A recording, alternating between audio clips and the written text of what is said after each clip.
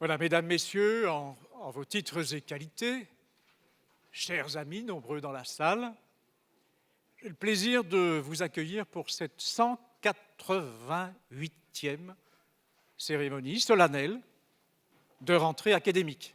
Et vous connaissez la coutume, ici comme dans d'autres endroits, eh bien, pour accueillir le cortège, nombreux aujourd'hui, de l'ULB, je vous invite à vous lever.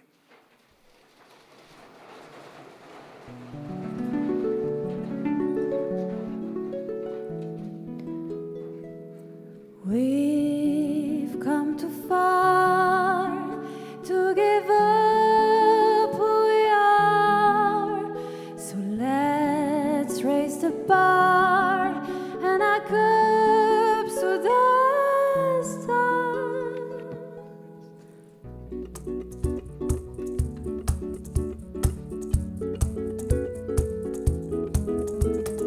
We've come too far to give up who we are. So let's raise the bar and our cups to the stars. She's up all night to the sun, I'm up all night to get some. She's up all night for good fun, I'm up all night to get lucky. We're up all night to the sun, we're up all night to get some. We're up all night for good fun, we're up all night to get lucky. We're up all night to get lucky. We're up all night to get lucky. We're up all night to get lucky. We're up all night to get lucky. We're up all night to get lucky. We're up all night to get lucky.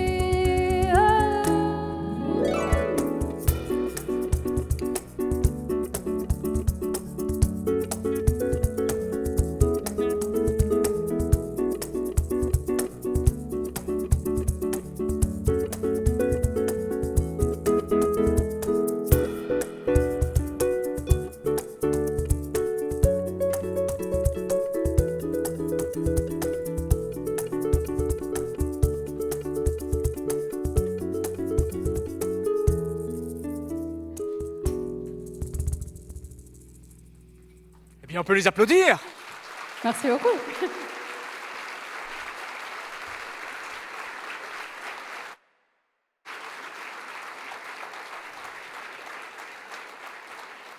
Ils sont 44 dans ce cortège et ils étaient accompagnés par Pia Salvia et Noam Israeli. Je vous propose de les applaudir. Merci beaucoup.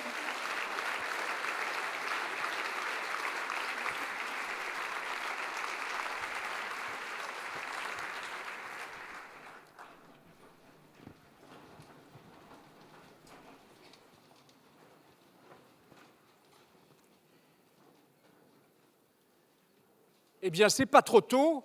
Enfin, une bonne cure de nous. Ça fait longtemps et ça fait du bien, comme dirait Isabelle Mazara.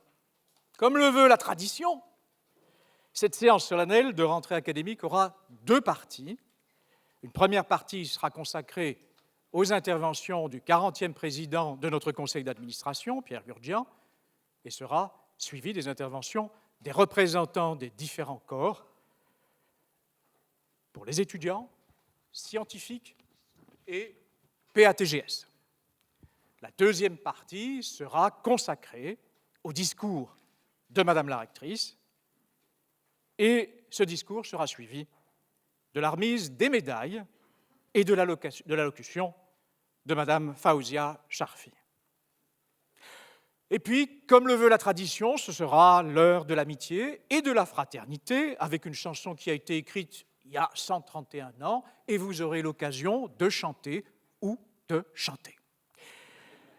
Enfin, à l'issue de cette cérémonie, nous vous convierons à poursuivre la fête avec nos étudiants et les artistes pour une rentrée joyeuse et optimiste sur la place Flagey.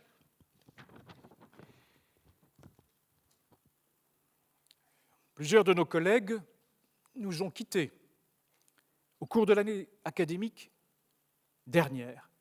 Et pour entretenir la présence des absents dans notre mémoire, je vous invite à vous lever et à leur rendre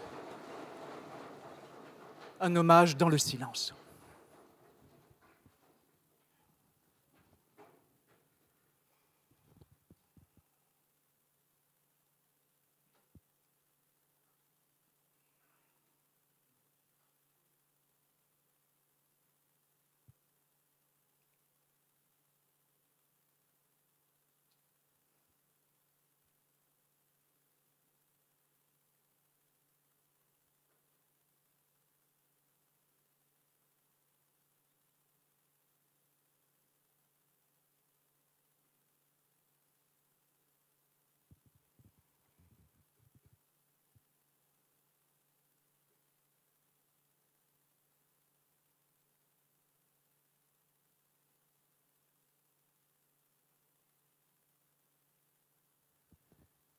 Je vous remercie.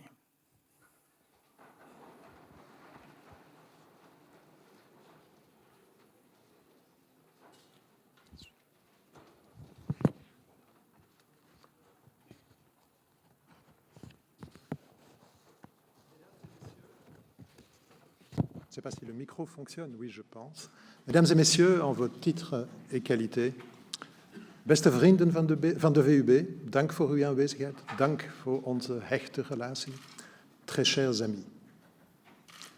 Résilience, résistance, rebond. Résilience.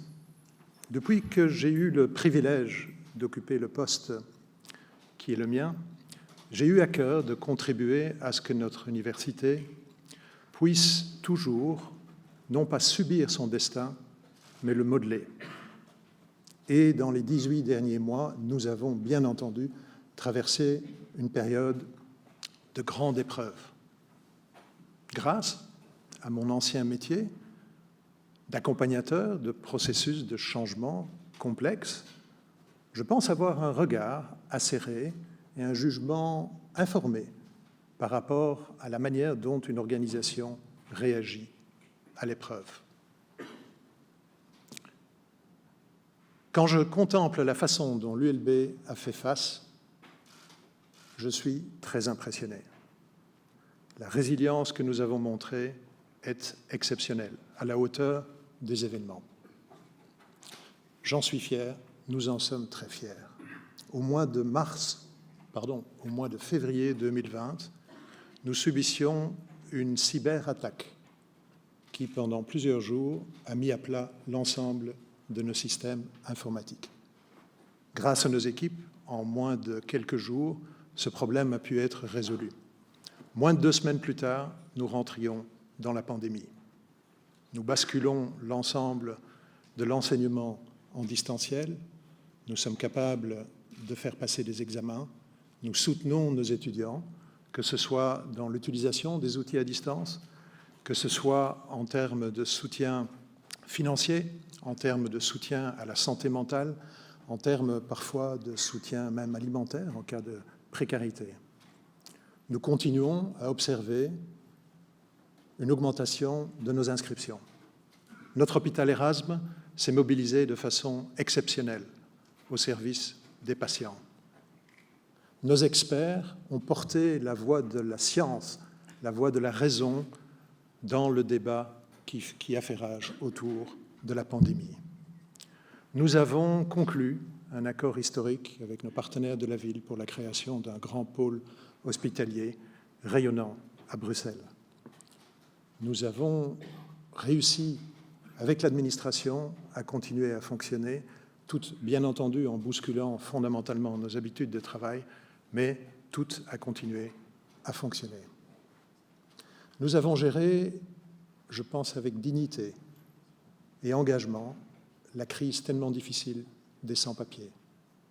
Nous avons réussi à faire fonctionner nos processus démocratiques avec comme grand moment l'élection de notre rectrice. Je dirais élection en flux tendu, Annemie. Si je me souviens bien, tu as eu exactement 3 jours d'écolage avant d'être précipité dans un océan où tu nages très bien. Nos instances de gouvernance participative, conseil d'administration, conseil académique, les différentes commissions ont continué de façon professionnelle et de façon rigoureuse à exercer leur travail. Nous avons pu dégager des budgets d'urgence, nous avons aussi pu développer et confirmer de grands plans de développement, des plans au niveau du climat, des plans immobiliers, des plans digitaux, des plans au niveau de la modernisation de notre administration. Ceci, chers amis, c'est l'ULB au meilleur de ce qu'elle peut être. Et je tiens, à titre personnel et à titre institutionnel, à remercier de façon très sincère l'ensemble de la communauté universitaire pour ce qui a été fait, à toutes et tous qui ont bousculé leurs habitudes pour pouvoir se mettre au service de l'intérêt général. Merci.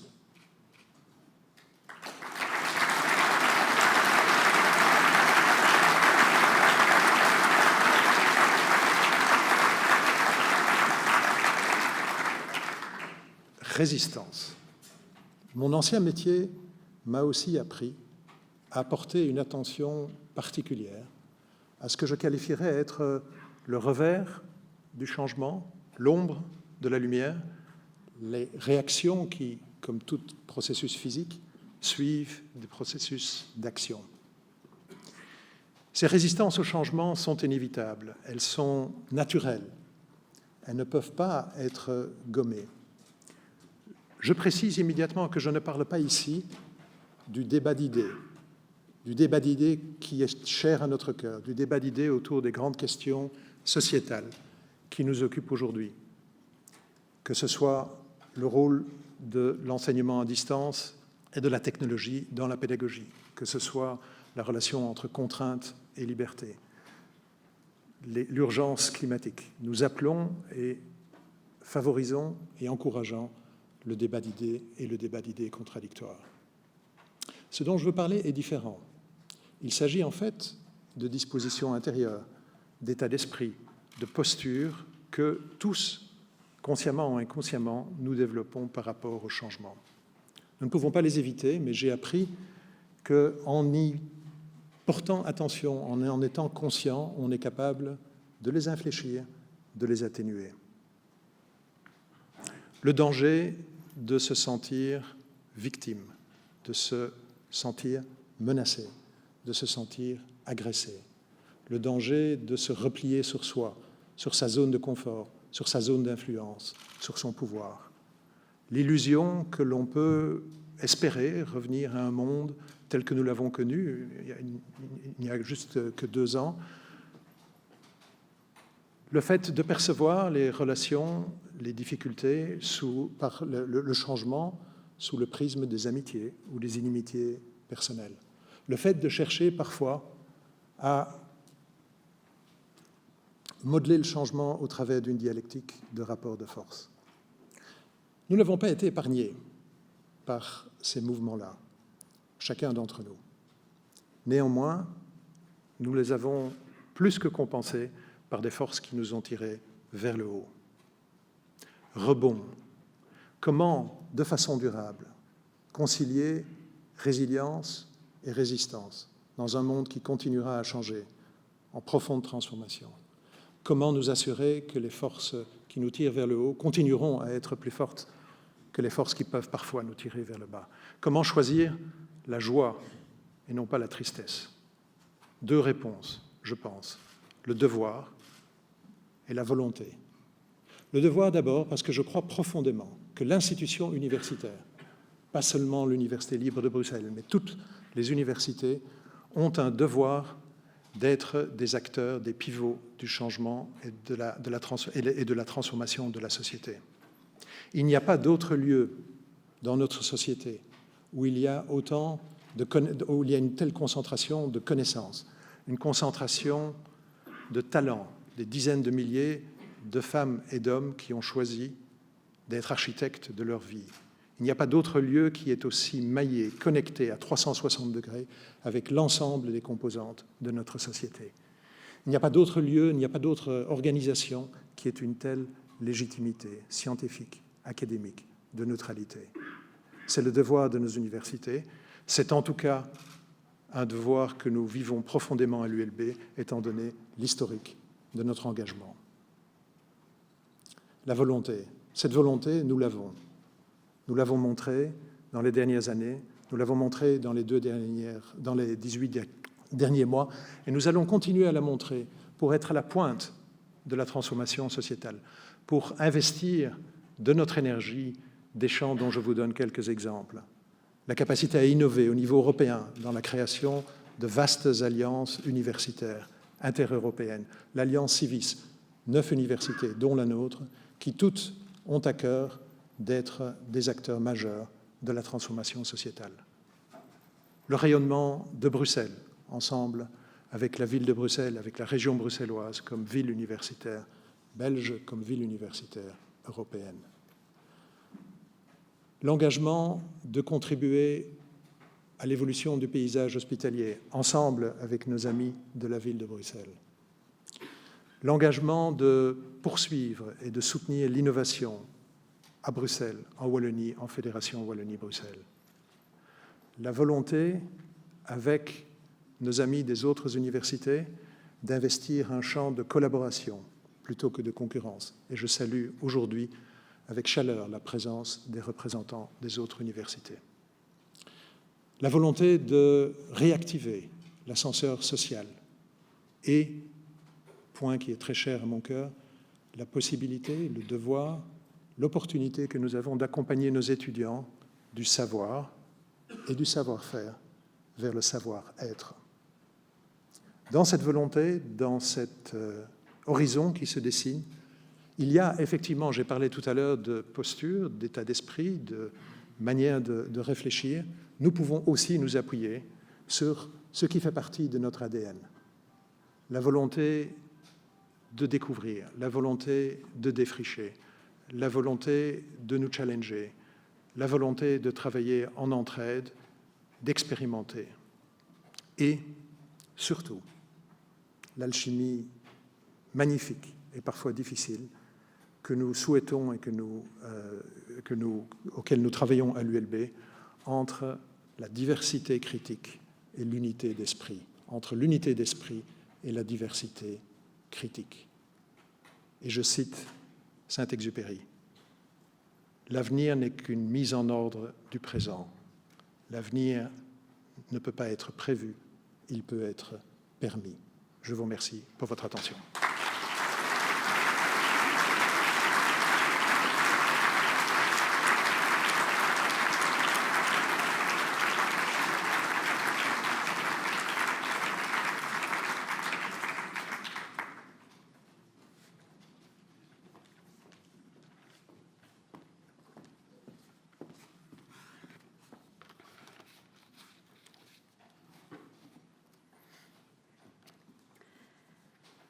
Chères étudiantes, chers étudiants, chères toutes, chers tous, c'est un plaisir de vous voir aujourd'hui, si nombreux et nombreuses, à cette cérémonie de rentrée académique.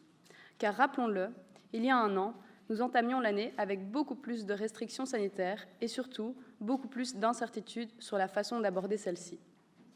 Bien que le vice-rectorat aux affaires étudiantes ait tenté de mettre des choses en place pour que la vie étudiantine et culturelle puisse avoir lieu, très vite, il a fallu changer d'humeur comme de code couleur, allant du jaune à l'orange, au rouge, en un mois de temps seulement. Ainsi, une génération de primo-arrivants a dû faire une croix sur le présentiel et ils connaissent maintenant mieux l'arrière-plan de leurs professeurs sur Teams que le campus. Par ailleurs, nous savons, grâce aux enquêtes menées durant l'année, que ce mode d'enseignement et la gestion de la crise ont causé de problèmes à plusieurs niveaux. Le taux d'abandon et le décrochage scolaire ont atteint des niveaux records. La précarité des étudiants n'a jamais été aussi forte et alarmante. Leur santé psychologique a été gravement touchée. En conclusion, les étudiants ne se sont jamais sentis aussi seuls et abandonnés que l'année passée. L'ULB a certes mis des choses en place. On peut par exemple saluer le travail du service social étudiant pour s'assurer que tout le monde ait le matériel informatique nécessaire pour suivre les cours et passer ses examens.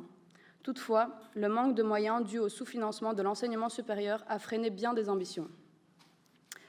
Au niveau des pratiques pédagogiques, une certaine rigidité d'une partie du corps professoral a pu présenter un obstacle à un enseignement à la hauteur de ce que l'on attendrait de la plus grande université francophone. Heureusement, cette partie reste une minorité. Il est important de noter que des professeurs ont su redoubler d'efforts pour s'adapter. Nous avons vu quelques belles innovations pédagogiques qui, on l'espère, continueront d'être utilisées à l'avenir.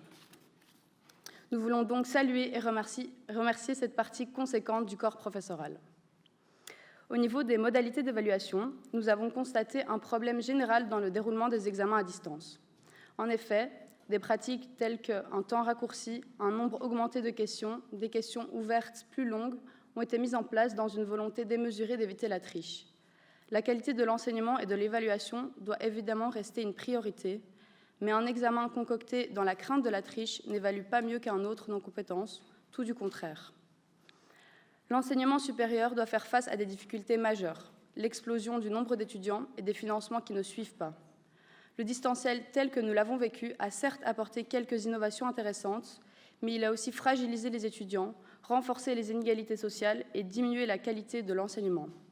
Pour ces raisons, nous pensons que si l'enseignement supérieur a des défis à relever, Le distanciel n'est pas la solution.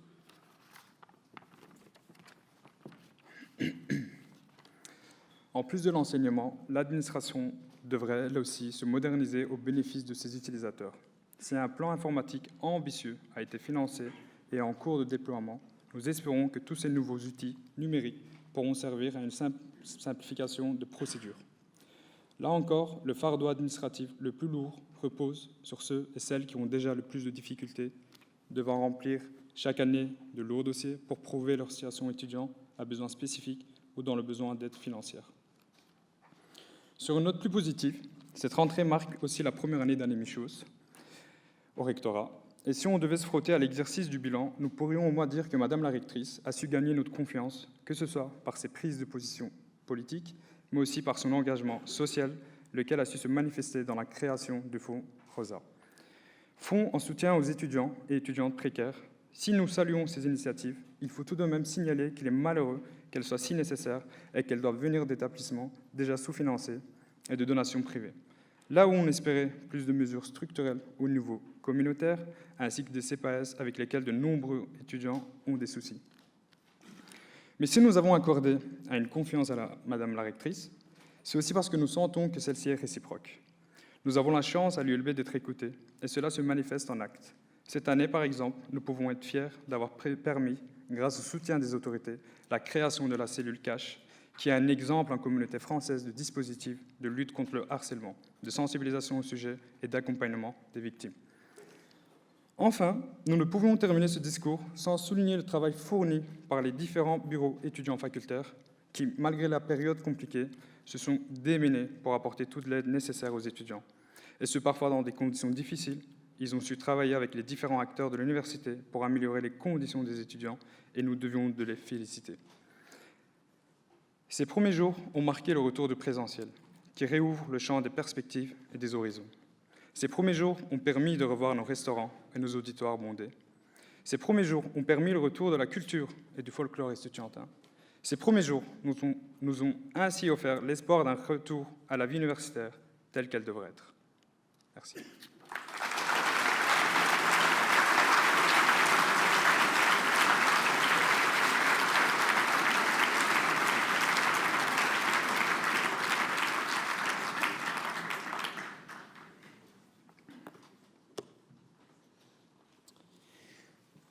Chers membres de la communauté universitaire, c'est avec une joie prudente mais entière que je m'adresse à vous en présentiel dans notre élégant auditoire La Fontaine.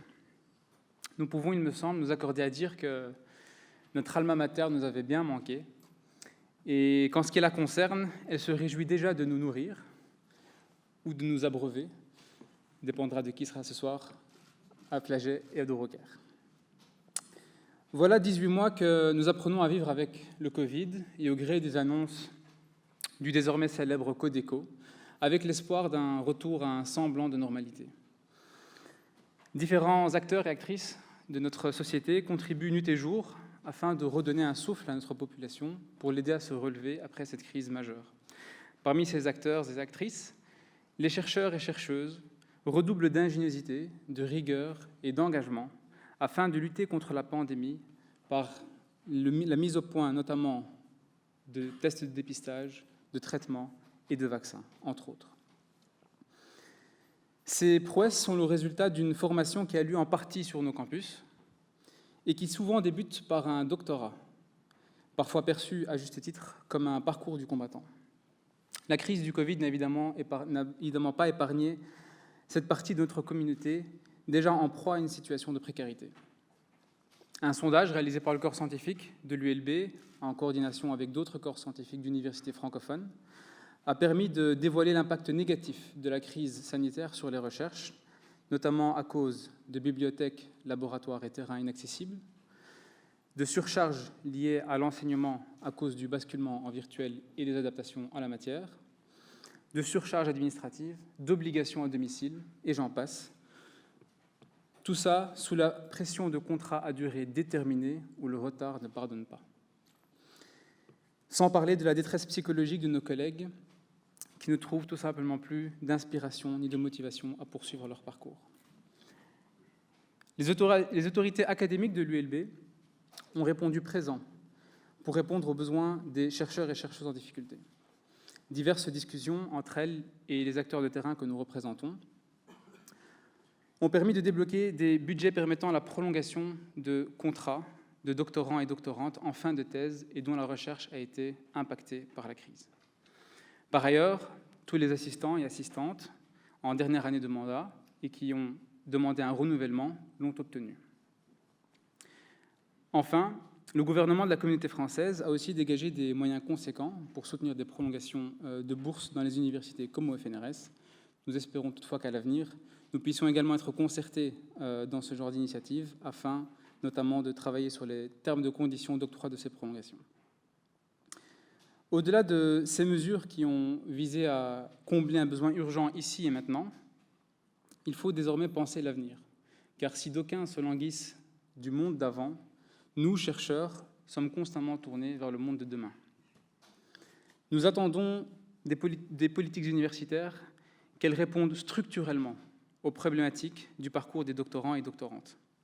Car s'il y a bien une leçon que nous enseigne cette crise, c'est que la qualité de la connaissance scientifique est précieuse et que les chercheurs et chercheuses en sont les porteurs.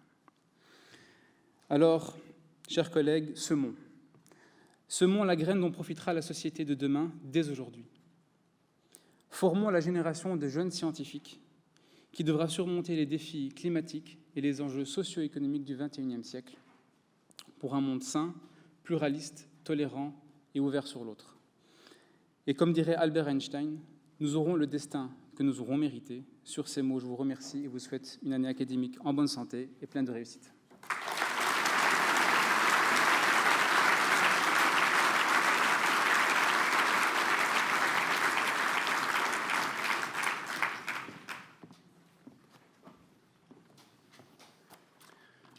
Madame la rectrice, Mesdames et Messieurs, en vos titres et qualités, chers tous, pour la première fois, les représentants du personnel administratif, technique, de gestion et spécialisé, le fameux PATGS, de l'université et de l'hôpital, sont conjointement devant vous pour le discours solennel de rentrée académique. Par ce geste, nous voulons montrer que nous formons une même communauté, même si parfois des avis peuvent s'exprimer différemment. Plutôt que de parler encore de la crise sanitaire, nous avons choisi d'axer notre propos sur les évolutions en cours dans nos deux institutions. Cette solidarité est l'image du changement qui est en train de s'installer. Nous voulons plus de liens, moins de cloisonnement, en particulier en l'administration générale et les facultés. Nos objectifs sont le retour aux priorités de base. Peut-être ne sont-elles pas exactement celles auxquelles pensent les autorités. Pour nous, la priorité essentielle est le respect des travailleuses et des travailleurs, que ce soit des chefs de service vers leurs subordonnés ou bien des professeurs vers les autres membres du personnel. Ce respect est seul à même de servir la qualité de l'enseignement et de la recherche de l'université. Cette année, le thème de la rentrée académique est en anglais. Pourquoi ? Notre institution est de rôle francophone. Nous dépendons de la communauté française de Belgique ou Fédération Wallonie-Bruxelles. La langue française est-elle si pauvre qu'il faille utiliser l'anglais ? Être moderne, ce n'est pas parler la langue de la mondialisation. Nous lui préférons celui du poète, celui qui voulait être résolument moderne, celui des flots abracadabrantesques et qui écrivait en français.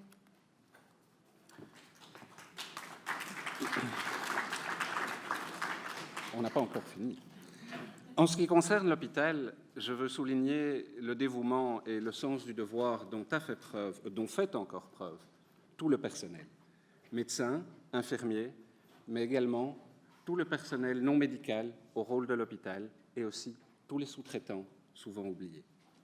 Chacun à leur manière, ils sont tous indispensables à la bonne marche d'un hôpital de qualité.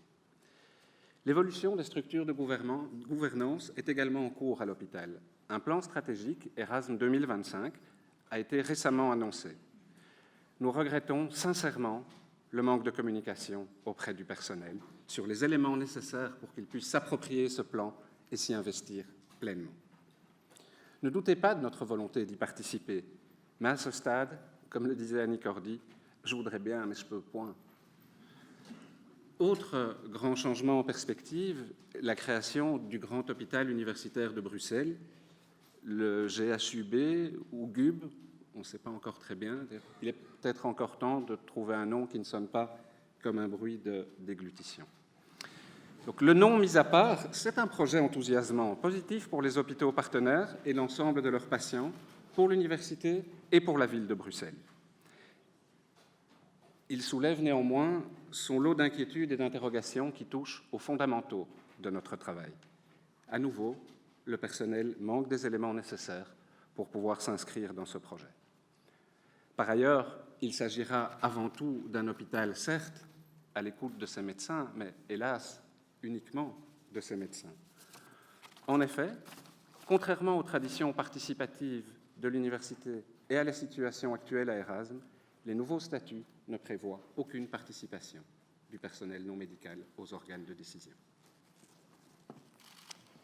Avec l'évolution du plan de réforme de l'administration appelé Morphor, nous pourrions rêver, mais nous préférons le concret.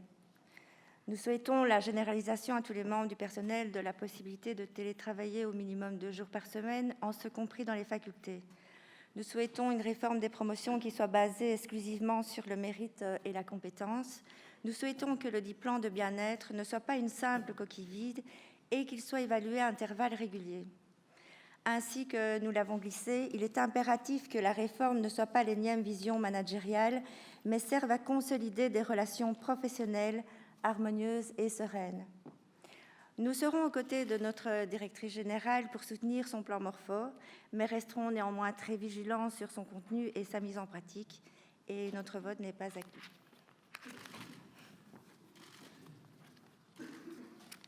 Les différentes personnes qui se sont succédées ces dernières années à la direction de l'hôpital ou de son conseil d'administration ou de gestion ont toutes souligné l'investissement remarquable du personnel dans son travail.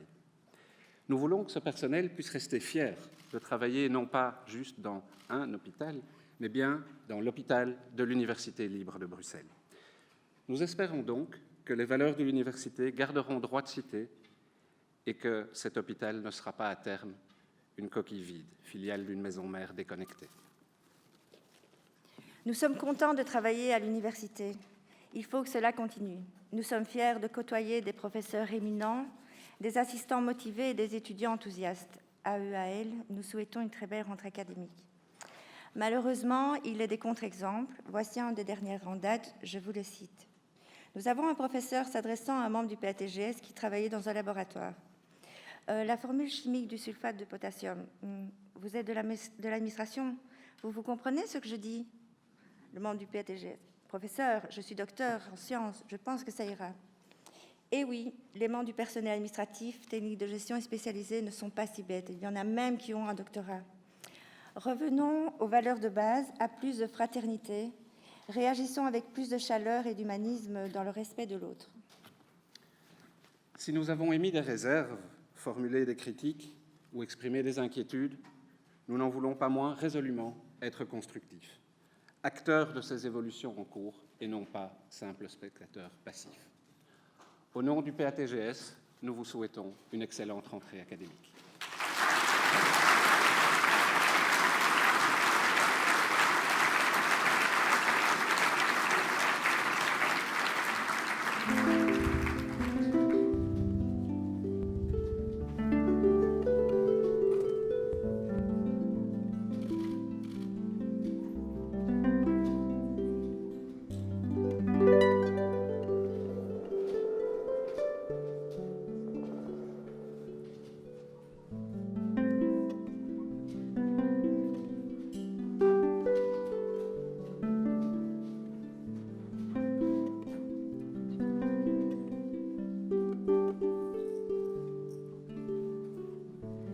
Waking up to ash and dust, I wrap my brow and sweat my rust, breathing in the chemicals. I'm breaking and shaping up, then checking out on the prison bus. This is it, the apocalypse. Oh, I'm waking. I feel it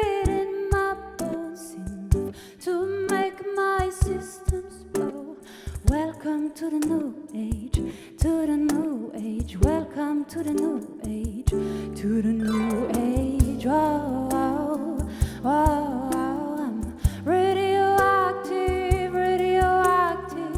Whoa, I'm radioactive. I raise my flag and down my clothes. It's a revolution, I suppose. We're painting red to fit right in. Whoa, I'm breaking in, shaping up, then checking out on a prison bus. This is it, the apocalypse. I'm breaking, I feel it in my bones enough to make my systems blow.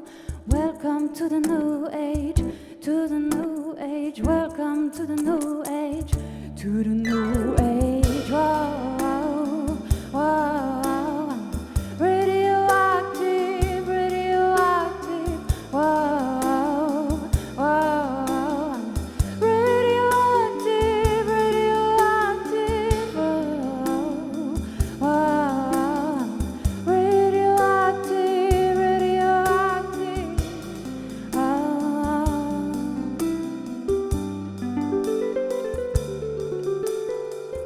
All systems blow. The sun hasn't died. Deep in my bones, straight from inside. I'm waking up, I feel it in my bones enough to make my systems blow. Welcome to the new age, to the new age. Welcome to the new age, to the new age. Oh, oh,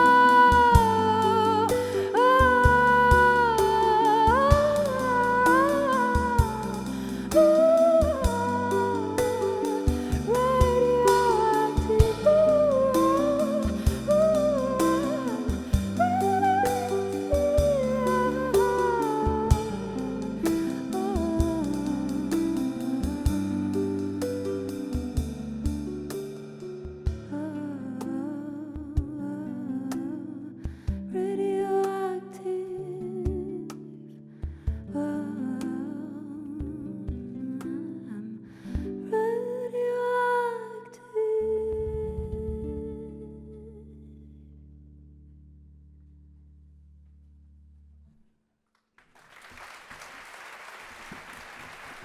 Merci beaucoup.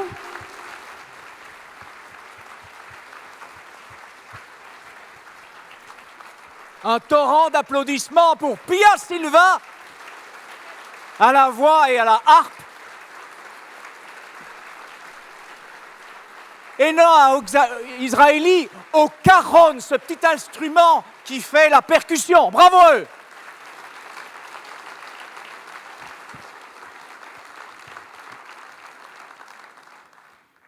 Nous sommes déjà à la 65e génération de recteurs depuis Pierre-François Van Menen en 1841. Dans un instant, notre rectrice prononcera son discours.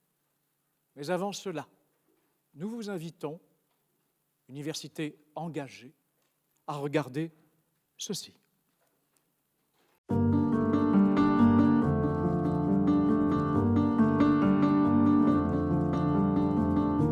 En fait, d'être sans papier, ça veut dire d'être exploité par un patron pour 3 € ou 4 € l'heure.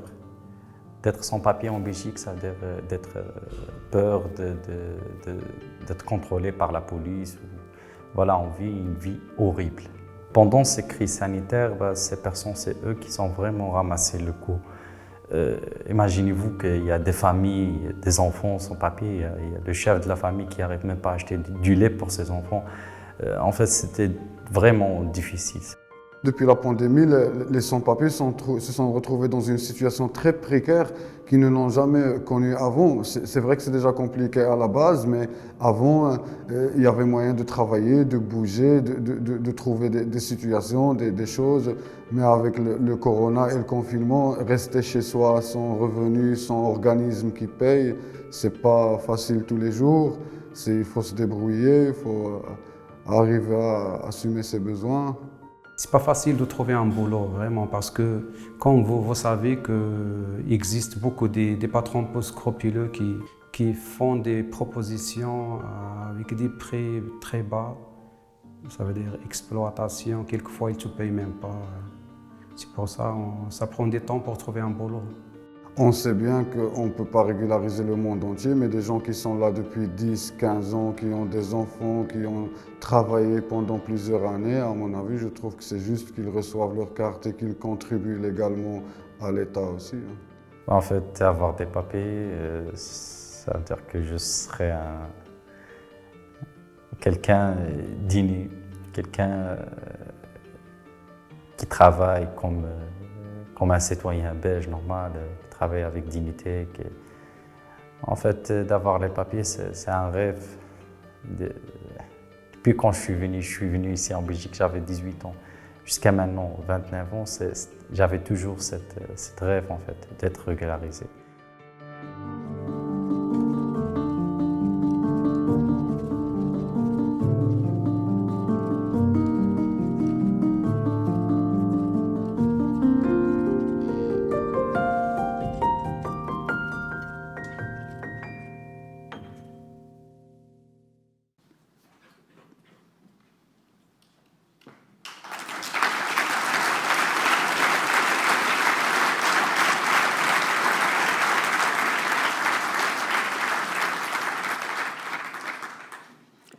Merci à vous tous et toutes d'être là aujourd'hui avec nous. Permettez-moi une entorse au protocole et de m'adresser d'abord à ma fille. Elle a 16 ans. Ma chère Marie-Lou, dans quel monde on vit? Cette question que Pascal Claude nous pose chaque semaine sur les ondes de la RTBF devrait sans doute être celle que tout académique doit se poser tous les matins. Avec acuité depuis cet été, je me la pose, sans doute comme toi, tous les jours. Chers étudiants, chers et chers amis, chers collègues, chère équipe, chers conseillers et conseillères, chère Faouzia Charfi, chères et chers doyennes et doyens, Madame la directrice générale, chère Isabelle, Madame la secrétaire de l'université, chère Monique, Monsieur le Président, cher Pierre, Mesdames et Messieurs les rectrices, recteurs, présidents, présidentes, directrices, directeurs, Vos Excellences, Messieurs les ambassadeurs, Madame la Présidente de la Cour d'appel de Bruxelles, Mesdames et Messieurs les ministres et parlementaires. Dans quel monde vivons-nous? Et quel monde voulons-nous permettre à nos étudiants et étudiantes de bâtir? En relisant récemment Les paradoxes de la postmodernité paru en 2007, cette description acérée m'a interpellée et je cite « Le capitalisme, n'ayons pas peur de lui donner son nom, s'est donné le chic, depuis la chute du mur de Berlin, de se faire passer pour un synonyme de démocratie, comme si la liberté des échanges que prétend promouvoir le marché s'étendait à celle des comportements politiques. » Fin de citation. Ce sont les mots de Claude Javot, l'un de nos sociologues les plus pertinemment impertinents qui nous a quittés le 12 août dernier. D'une certaine manière, tout y est dit des défis que nous affrontons depuis au moins la chute du mur et qui ont pris ces derniers mois un caractère plus dramatique, plus urgent, plus complexe que jamais. Que l'on réfléchisse à la crise sanitaire, la crise migratoire, la crise climatique, la crise sociale, culturelle, religieuse, mondiale, et l'énergie que nécessite leur résolution, on retrouve ce point commun, la financiarisation de tout, y compris de ce qui ne devrait jamais être évalué de la sorte. La vie, la nature, l'éducation, la culture, la justice, la liberté, et l'amour.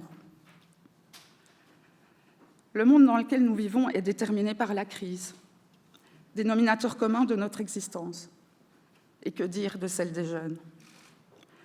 Ma génération a toujours connu des crises. Peut-être remplace-t-elle cette crise ce que la génération de mes parents a connu, la guerre.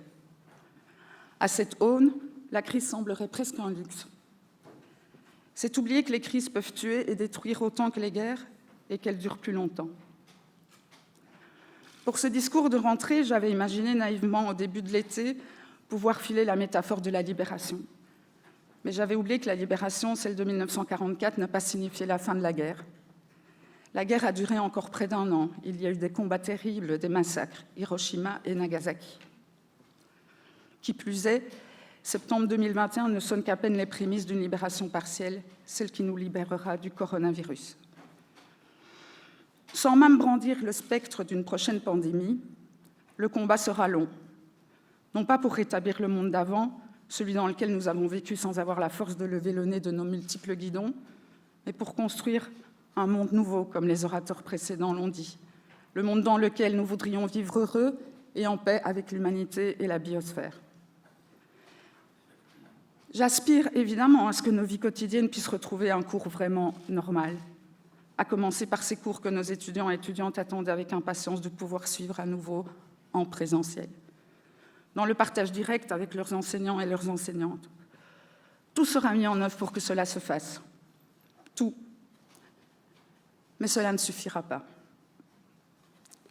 Je ne vais pas faire ici la liste des mesures que les équipes enseignantes et administratives de l'ULB vont mettre en œuvre pour retrouver cette dynamique exceptionnelle d'un enseignement humain où ce qui fait grandir tient autant du savoir transmis que de l'humanité en jeu dans cette transmission. Je les en remercie déjà infiniment. Je voudrais juste m'interroger avec vous sur la manière dont nous allons, ou non, construire la mémoire de ces derniers mois, et je pourrais dire de ces dernières années. Et de ce point de vue, 2 dangers nous menacent. Le premier, le plus évident, sera l'absence de mémoire, l'amnésie. Dans l'euphorie d'une pandémie vaincue, tout reprendrait comme avant, aucune leçon ne serait tirée. Malgré toutes les déclarations, qu'elles soient prononcées par les responsables politiques ou par n'importe quel citoyen, sur son mur Facebook ou dans l'ambiance chaleureuse d'un café ou d'un restaurant retrouvé, ce risque est grand, parce que la nature humaine rechigne au long terme. Le second danger, déjà évoqué par Pierre, est celui d'une mémoire tournée exclusivement vers le passé et la mort, repliée sur la souffrance. C'est la mémoire du passé qui ne passe pas, pour reprendre l'expression de Paul Ricoeur. Celle qui monte les communautés de victimes les unes contre les autres, qui attise les aigreurs, les ressentiments, les frustrations, et qui finit par susciter le rejet par les plus jeunes qui ne comprennent pas pourquoi ils devraient porter un fardeau qui ne les concerne pas. Reste la mémoire tournée vers le futur, celle qui aide à vivre, celle qui n'oublie rien, à commencer par le fait que les souffrances passées auraient peut-être pu être évitées ou réduites. Une mémoire qui transforme en actes joyeux les mots de la souffrance, qui permet au deuil de renouer avec la vie, une vie plus forte, plus intense, plus responsable. Une mémoire qui permet à celles et ceux qui, comme l'ont démontré tous les membres des équipes soignantes, des services publics, les anonymes, celles et ceux qui ont prouvé qu'il était possible d'être raisonnable et responsable au service de la société sans être soumis. Je n'attendrai pas la fin de cet exposé pour remercier toute la communauté universitaire. Ils ont déjà tellement donné. Un merci tout particulier à mon équipe. On ne le dit pas assez souvent, mais un recteur ou une rectrice, en tout cas moi, je ne ferai pas le quart du tiers sans une équipe, et la mienne est fantastique, tout comme le COMEX qui m'épaule tous les jours aussi.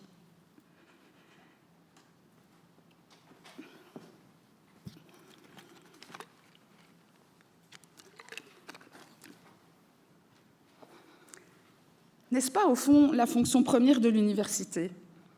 Inscrire les jeunes dans cette ligne du temps où tout ce qui se passe aujourd'hui trouve sa source dans le passé, ses erreurs, ses succès, et où l'avenir qu'ils construiront, fort de ce savoir, répondra à ce qui devait être au cœur du progrès. Non pas la croissance infinie d'un enrichissement qui profite à un nombre toujours plus restreint de privilégiés, mais une humanité véritablement universelle, où l'égalité et la justice ne seraient pas seulement des mots creux, mais des réalités tangibles, partagées par tous et toutes. Une humanité responsable, guérie de cet autre virus dévastateur que sont les identités meurtrières dénoncées par Amin Malouf.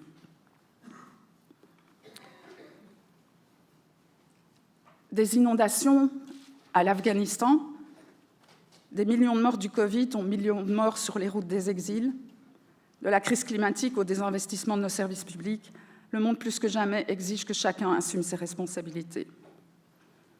La nôtre est de rappeler que s'il n'est pas au service de l'intelligence, du savoir, de l'humanité, de la justice et de la beauté, l'argent est la pire des obscénités. Mais il est un autre danger que l'université est peut-être la seule à pouvoir contrer, dénoncé entre autres par les auteurs de 2 tribunes parues dans Le Monde récemment. Philippe Juvin, chef des urgences de l'hôpital européen Georges Pompidou, puis Katia Andretti, anthropologue, et Philippe Bertha, député français, ont souligné le déficit majeur qui frappe nos élites politiques et les responsables de la gestion politique de nos États. Quel est ce déficit ? L'inculture scientifique, écrivent-ils. Ils écrivent encore « Notre société souffre d'un déficit d'acculturation scientifique majeure ». Cette inculture scientifique, de démarche scientifique en sciences exactes, tout comme en sciences humaines et sociales, ne frappe pas que les responsables politiques. Elle est générale et s'accroît de jour en jour, peinant à résister aux coups de butoir complotistes et populistes dont les réseaux sociaux sont la chambre d'amplification. La transmission du savoir, son partage avec la cité, est notre devoir. Marius Gilbert ne dit pas autre chose dans son dernier ouvrage. L'esprit scientifique, au-delà des matières, c'est la capacité de douter de soi, de remettre ses certitudes en question. C'est le réflexe de se demander sans relâche non seulement dans quel monde nous vivons, mais aussi dans quel monde nous voulons vivre. L'esprit critique, le libre examen en dépend, et de lui dépend notre aptitude à voir plus loin. L'enseignement universitaire doit être une longue vue, un instrument d'optique offert à nos diplômés auquel nous devons enseigner la meilleure manière de l'utiliser au bénéfice de la société qui nous finance. Les experts issus de nos universités, qui y enseignent ou travaillent dans nos hôpitaux, ont été mis à rude épreuve durant cette crise sanitaire. Ils et elles le seront encore dans les autres crises. Ils ne sont pas les nouveaux tyrans, les oligarches d'un ordre dictatorial, celui de la santé à tout prix ou d'un fantasme d'écologie dogmatique. Non. Ces experts et expertes sont pour l'heure trop souvent condamnés à prêcher dans le désert. Les responsables politiques, quelle que soit leur bonne volonté, et je sais qu'elle est grande, ont du mal à comprendre la portée complète des avis scientifiques. Ce déficit de culture scientifique, il faudra des années pour le combler. Mais nous n'avons pas le droit d'attendre. Nous ne partons pas d'une page blanche, d'une table rase. Des scientifiques, les universités belges en forment chaque année. Il faut renforcer l'enseignement des sciences humaines, sociales et exactes dès les primaires, et c'est faisable. C'est même indispensable. Tout comme permettre, mesdames et messieurs, à nos établissements d'enseignement supérieur de sortir des contraintes budgétaires absurdes et du sous-financement qui nous obligent à de la concurrence stérile. Alors que la démarche scientifique suppose justement et de plus en plus le partage, la collaboration et peut façonner notre avenir. Si nous prenons tous et tous à bras-le-corps ces défis, le monde que nous voulons sera peut-être possible. Et j'ai confiance. Merci.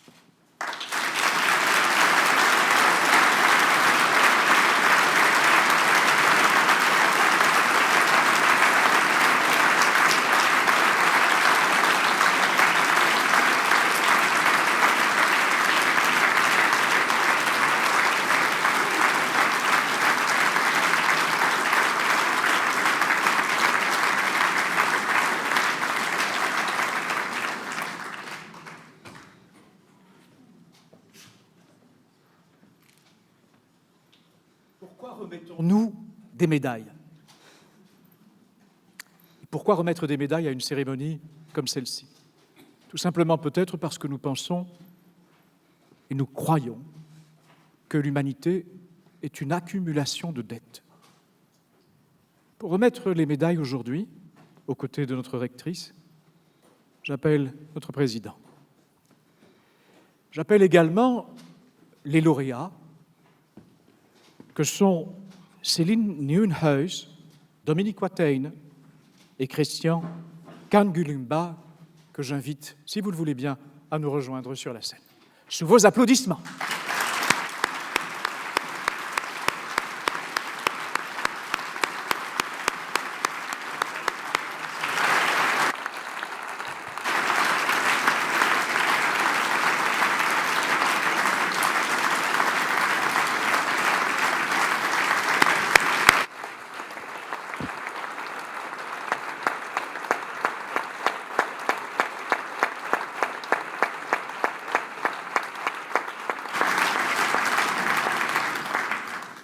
Chère Céline Nieuwenhuis, vous êtes sociologue et depuis 14 ans la secrétaire générale de la Fédération des services sociaux.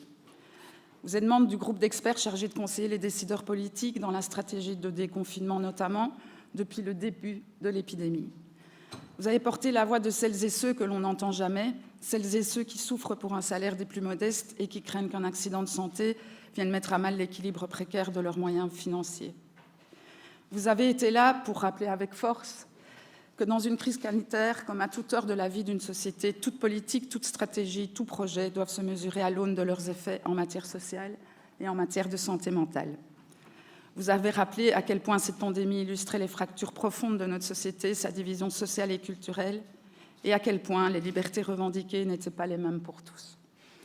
Chère Céline, vous êtes une vigie qui nous rappelle à chaque fois, avec force et conviction, que les questions sociales sont cruciales. Une vigie qui nous rappelle aussi que parfois il faut inverser l'équation et que c'est en luttant contre les inégalités que l'on conquiert des libertés plus que l'inverse. Votre combat contre les inégalités est un combat qui nous est particulièrement cher. C'est un grand honneur pour nous de vous octroyer la médaille de notre université.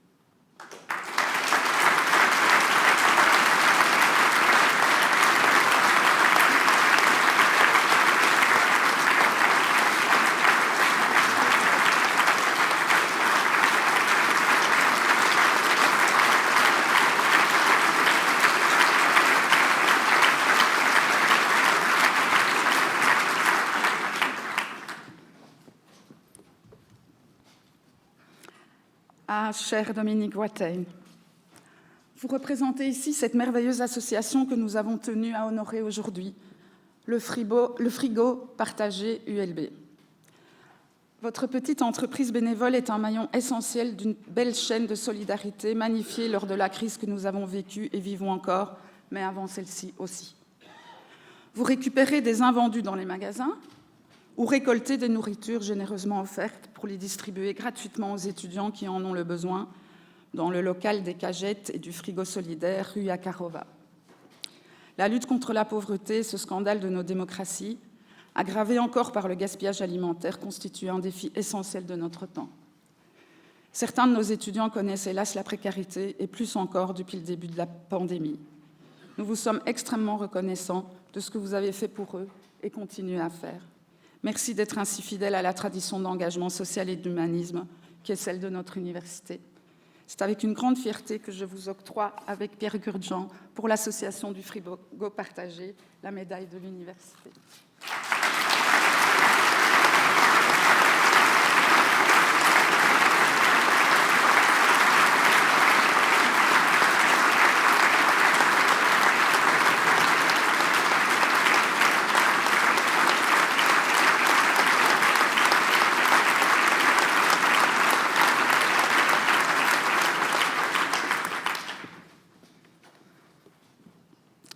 Cher Christian Kangulumba, vous êtes infirmier-chef dans le service de médecine interne de l'hôpital Erasme. Mais votre présence aujourd'hui, c'est aussi plus que ça. Elle est hautement symbolique. Cher Christian Kangulumba, vous représentez ici l'ensemble des métiers hospitaliers que nous avons voulu honorer. Les personnels d'entretien, les personnels administratifs, les infirmiers et infirmières, dont celles et ceux de l'hygiène hospitalière, des soins palliatifs, de la morgue, les kinésithérapeutes, les psychologues, les postgradués et les médecins. Nous avons en effet voulu honorer par l'octroi de médailles de l'université accordées aux 3 personnes ici cet après-midi, celles et ceux qui se sont distingués durant la crise du coronavirus et n'ont pas hésité à être aux côtés des plus faibles. L'ensemble des personnels de notre vaste réseau hospitalier, Erasme, Bordet, UDERF, bien sûr, les CHU Saint-Pierre et Bruckmann, mais aussi Tivoli, CHU Charleroi, Ambroise Paré, Épicura, Choipy, Polyclinique de Bruxelles, a lui aussi été admirable de courage et d'abnégation durant ces mois extrêmement compliqués. Vous les représentez tous aujourd'hui et vous représentez cet effort consenti au cœur de la tourmente, cette mise en danger, alors que le métier que vous exercez est déjà tellement sous tension en raison de sa pénibilité, alors que le décrochage professionnel y est un défi majeur. À travers vous, ce sont des centaines de personnes admirables qui sont présentes parmi nous. C'est un honneur pour nous de vous octroyer, pour elles toutes, la médaille de l'université.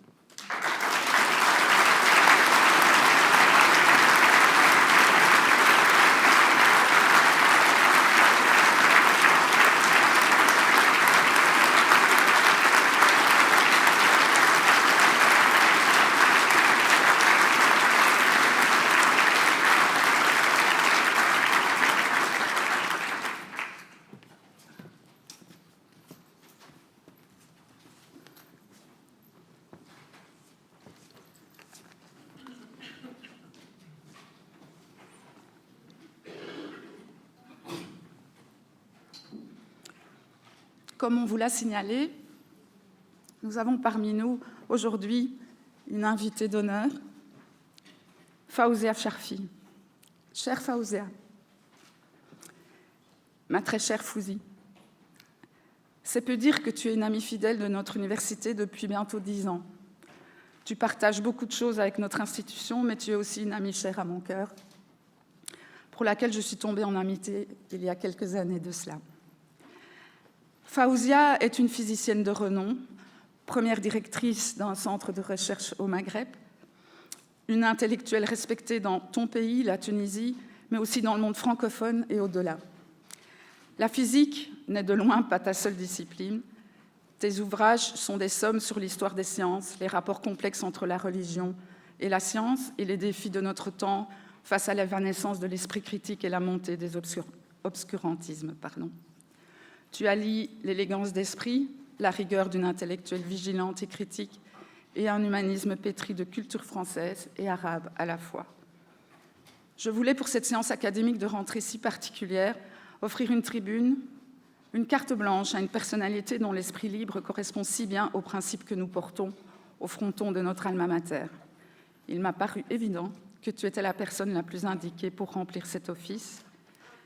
Ma chère Faouzia, tu as la parole.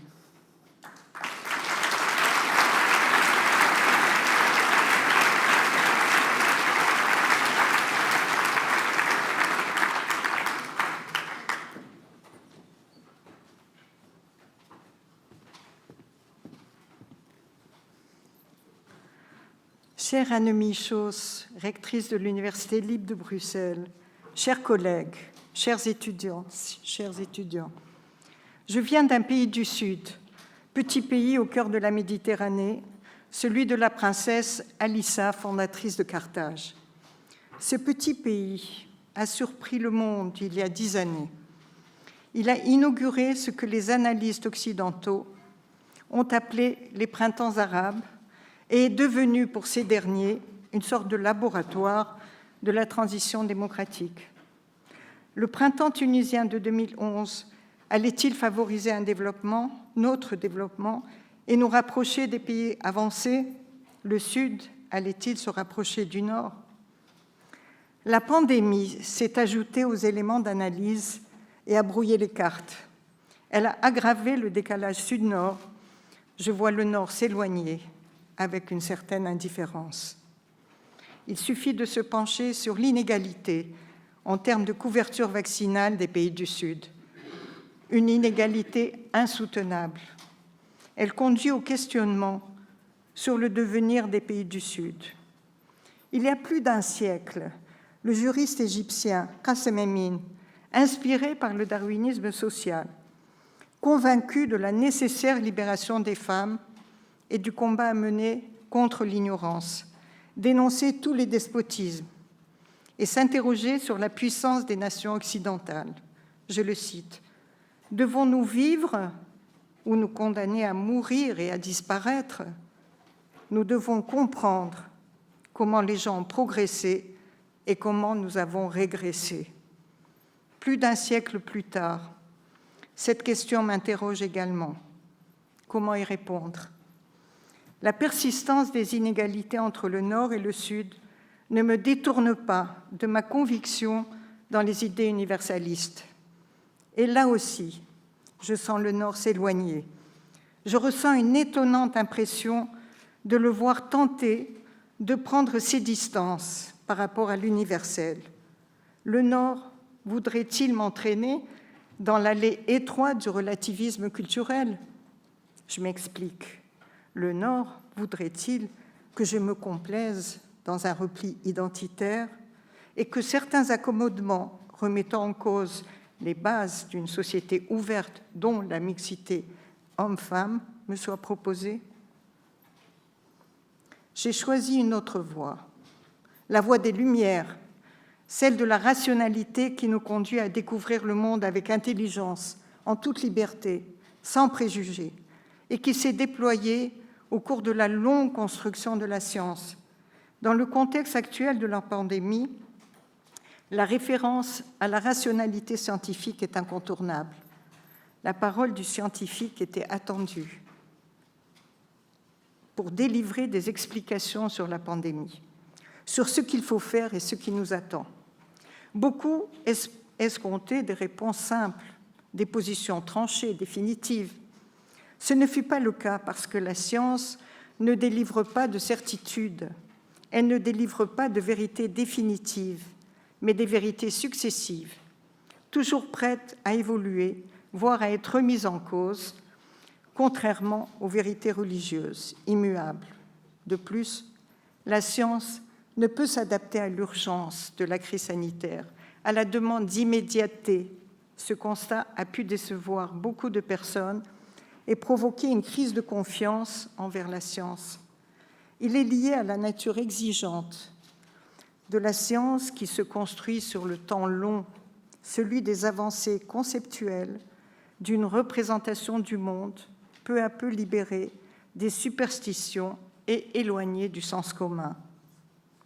Le chemin que j'ai choisi est celui des Lumières, celui de l'universel et non celui de l'enfermement identitaire. Ce chemin reste possible grâce à vous, chers collègues de l'ULB, cher Anne Michos, cher Jean-Philippe Schreiber, grâce à des femmes et des hommes appartenant à différentes cultures qui autorisent l'espoir d'atteindre l'égalité entre tous dans le partage et qui soutiennent, comme moi, l'universalité des valeurs non négociables, la liberté de conscience, la liberté d'expression. C'est ainsi que le respect de l'autre est assuré dans l'universel. Je vous remercie.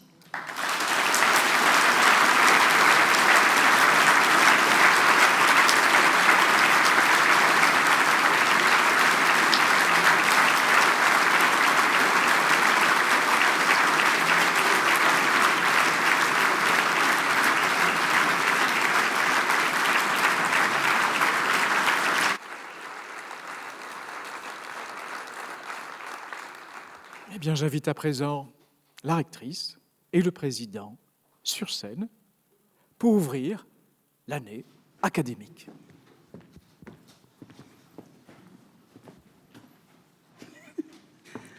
Nous déclarons ouverte cette 188e année académique.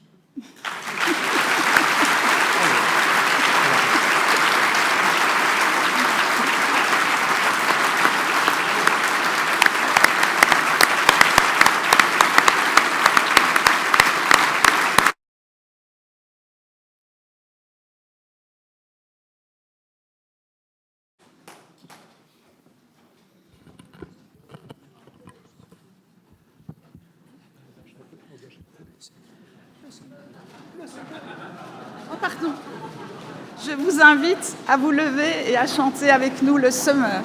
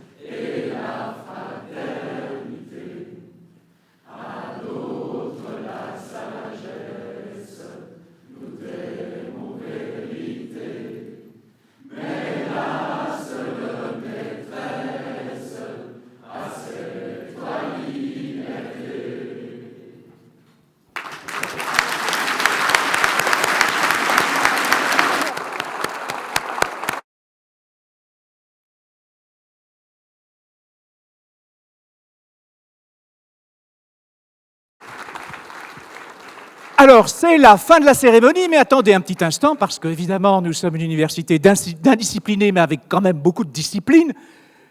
Eh bien, nous allons d'abord vous dire que nous allons nous retrouver d'ici quelques instants sur la place Flagey pour ceux qui se sont bien inscrits.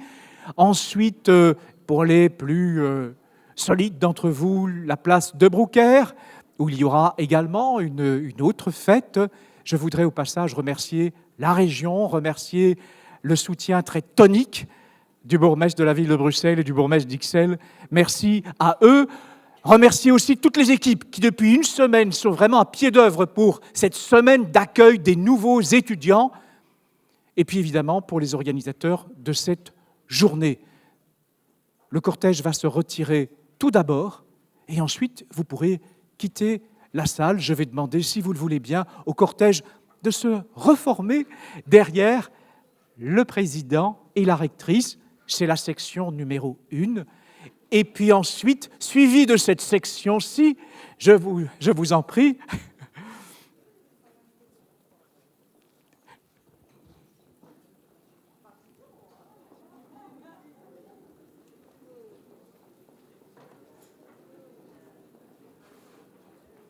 sous vos applaudissements. Bonne soirée, belle fête à vous.